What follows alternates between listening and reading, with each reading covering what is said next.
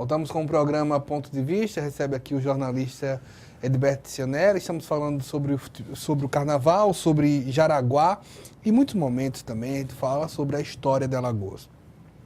Você tem um site sobre isso, o quanto tem sido importante contar tudo isso. A Alagoas que hoje passa por no ano do seu bicentenário. Quanto é importante, o Carnaval conta também a história e a brasilidade, a alagoanidade de cada terra. É verdade. A atividade cultural de uma comunidade, de uma sociedade, ela diz muito do que existe por trás, né, nas relações políticas, sociais e econômicas.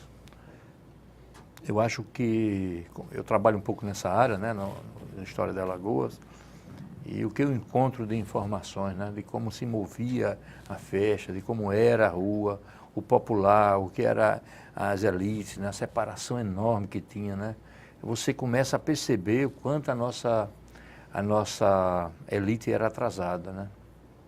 É impressionante como havia esse afastamento. Às vezes as pessoas, até o Brandão, aí chega a informação, né, que até o Brandão, que foi um grande estudioso, né, das manifestações culturais populares, até ele mesmo, às vezes, fazia uma atividade tal, na casa dele, né, e depois as pessoas iam embora, faziam um lanchezinho ali, era um suco de maracujá com bolo, saía lá pelos fundos. Quer dizer, a presença da cultura como um complemento, né, a cereja do bolo, né, um entretenimento, e isso perdura.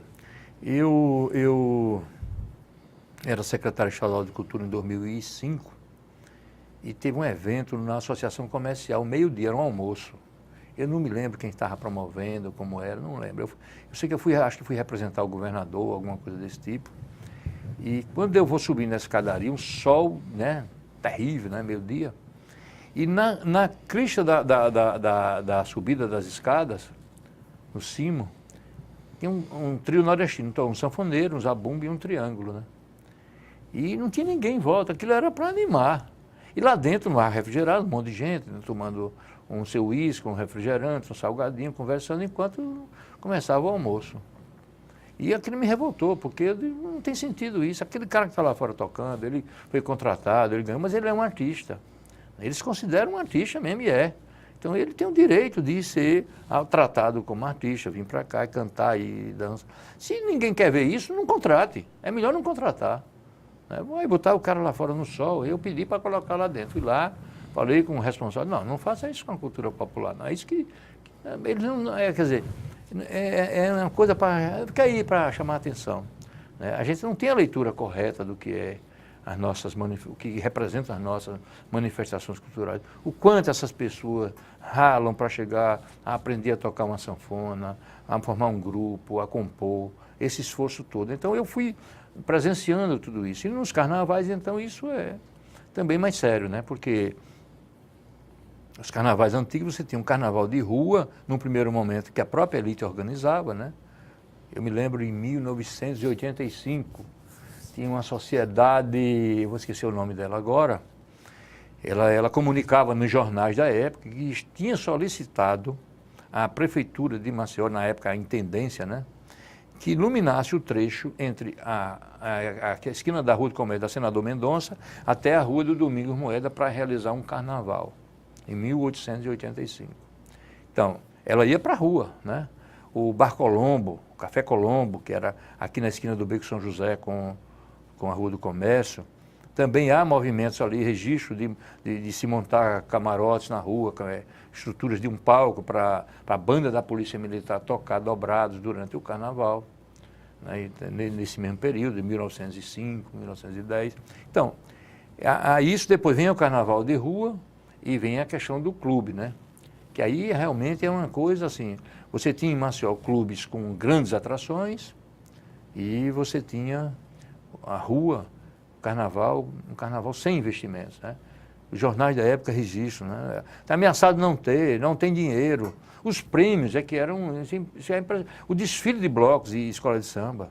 A premiação era um ventilador, um liquidificador. Era um negócio assim, era muito pobre. Eu brinquei carnaval de rua em Maceió. e brinquei na Moleque Namorador, brinquei nas maratonas da Rua do Comércio, e era muito pobre mesmo o investimento. O Banho de Mar Fantasia, uma prévia, que era o grande evento. Esse era o maior, né, que se confluíam o curso, etc. Como é que funcionava o Banho de Mar Fantasia? O Banho de Mar Fantasia, ele nasce no Rio de Janeiro, em um clube, né, no domingo anterior ao Carnaval, e nessa ideia de movimentar o clube, né? O clube era próximo do mar, então eles organizavam uma orquestra e diziam um banho de mar, fantasia, as pessoas fantasiam durante o dia. Porque o carnaval, a tradição era durante a noite, principal, né? Os bailes. E isso pegou, né? Isso se desenvolveu em vários estados. Em Alagoas também, aqui repercutiu bem, né? Uma cidade de praia. Né? Então, você vê as fotos que você tem de Rua do Comércio, nos dias de banho de mar fantasia, eram multidões, porque o chamava banho de mar fantasia, mas às vezes tinha atividade no comércio. Depois descia ali pela Praça dos Palmares em direção, em frente à Fênix, mais ou menos, era a Praia Nobre de Maceió, né? A Praia de Maceió era ali, né? Depois ela se estende em direção ao Sobral um pouco, depois vai em direção ao Coreto, e depois vai para Pajuçara, e depois dobra, né? Vai ampliando, mas era lá. Então, o Banho de Mar Fantasia marcou época, eram os grandes eventos, né? Aí sobreviveu até os anos 70, já é uma coisa mais reduzida, etc. Mas é um sinal de que quando a gente começa a fazer as prévias em Maceió, as pessoas dizem, por que não faz o carnaval? Por que faz as prévias? Porque é uma tradição. O carnaval de Maceió, quem fazia mais forte eram os clubes. A prévia não, a prévia acontecia antes e era mais popular. Mas se pode criar uma tradição de carnaval no futuro, na tua análise? Deve-se, porque... Agora, a palavra criar é talvez muito pesada para dizer isso, né? Que demonstra uma intencionalidade, uma fórmula pré-concebida, né? O que os gestores públicos na área da cultura, na minha visão, deveriam perseguir era entender o que é aquilo que pertencia aos carnavais passados e por que eles pertenciam a isso e tentar preservar isso mudando as coisas como a cultura muda, entendeu? Então... Por exemplo, o carnaval, o cordão, uma orquestra tocando e um grupo atrás. Me parece que isso está muito presente há muito tempo em todas as manifestações, né? Que vem dos cordões religiosos, dos grupos afros no Rio de Janeiro, na Bahia, né? Esses cortejos. Né? Essa influência é presente. Então, por exemplo, isso acho que pode permanecer. Agora, tocando o quê? Fazendo o quê? Né? Dançando o quê? Por exemplo, um grande debate que se dá é os ritmos dançantes do Brasil, né, mais populares, eles têm origem nos batuques africanos. E as danças, elas reproduzem uma sensualidade, né, não é o erotismo vulgar, né, é uma sensualidade, um requebrado, que vem de origens afros, em que as danças tinham essa função de paquerar, de namorar, de provocar para o acasalamento nas tribos, né. Então, você tem isso. O frevo, ele nasce de uma luta, que é a capoeira. Da mesma forma que a dança dos cossacos na União Soviética era para demonstrar força física, virilidade do combatente, do soldado, né? No frevo nasce de uma luta em que, eu digo o seguinte, o cara até 25 anos pode dançar frevo, depois ele não dança mais. Porque requer Requer joelho, né? Já haja joelho, tornozelo, etc. Né? Então, enquanto que as outras danças têm... Se a ação de preservação que foi feita em torno do frevo não tivesse sido feita, será que esse ritmo teria dialogado com esses ritmos, né, mais da nossa outra vertente de construção cultural africana? Será que ele não teria perdido essas características tão viris, né, da dança luta? E nós teríamos um ritmo mais brasileiro? Então, esses desafios têm que ser postos, experimentados, né? Mas não como uma indução, né? Mas sim como uma perspectiva de construção de algo que preserva as nossas tradições, naquilo que tem que ser preservado, e muda aquilo que a cultura naturalmente muda, não porque eu queira mudar ou defina, isso aqui muda, aquilo deve mudar. Essa intervenção na cultura, nem tente que não dá certo, né? Ela é espontânea. Então, por enquanto, quem tem intervido na cultura, induzido, é a indústria cultural, impondo ritmos e músicas descartáveis, porque assim é que o mercado lhes dá retorno dos investimentos. Então, é uma música por semana, o cantor é encontrado em qualquer lugar, ensaia, gravou, depois desaparece em outra, né?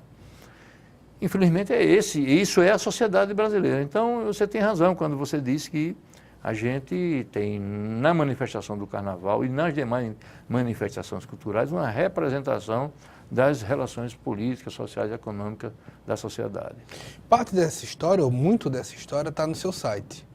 Para quem quiser entrar no seu site, como é que faz? historiadealagoas.com.br, né? .com.br. Já virou livro? Não, é o contrário. O pessoal pede muito para virar livro, eu digo, não, é o contrário, eu estou tirando os livros para a internet. Então, quem quiser fazer livro, pode produzir, quem quiser contar, acha que o livro... Eu acho que o papel... Já morreu? O papel tem tem que cumprir um papel e ainda cumpre papel, mas a internet, ela permite um alcance muito maior, né? Mas a história de Alagoas, nas escolas, ela não tem uma necessidade ainda de papel? Eu acho que nem a escola tem necessidade de papel para nada mais. Eu acho que há mudanças grandes nessa área. Eu não sou a pessoa mais indicada para analisar isso, mas o que eu percebo em experiências na Europa, nos Estados Unidos, de escolas já sem papel, né? Essas crianças com 4 anos, 5 anos estão usando computadores, né? Estão usando o iPhone, o tablet, etc. E eu não sei se o que tem de errado nem positivo nisso, o fato de não escrever e sim de teclar, isso altera alguma coisa, eu não sei. Eu só sei o seguinte, que a facilidade é muito grande de você ter acesso. A quantidade de informação que você tem acesso, antes era muito limitado pelo livro que você tinha acesso. E os livros são caros, né?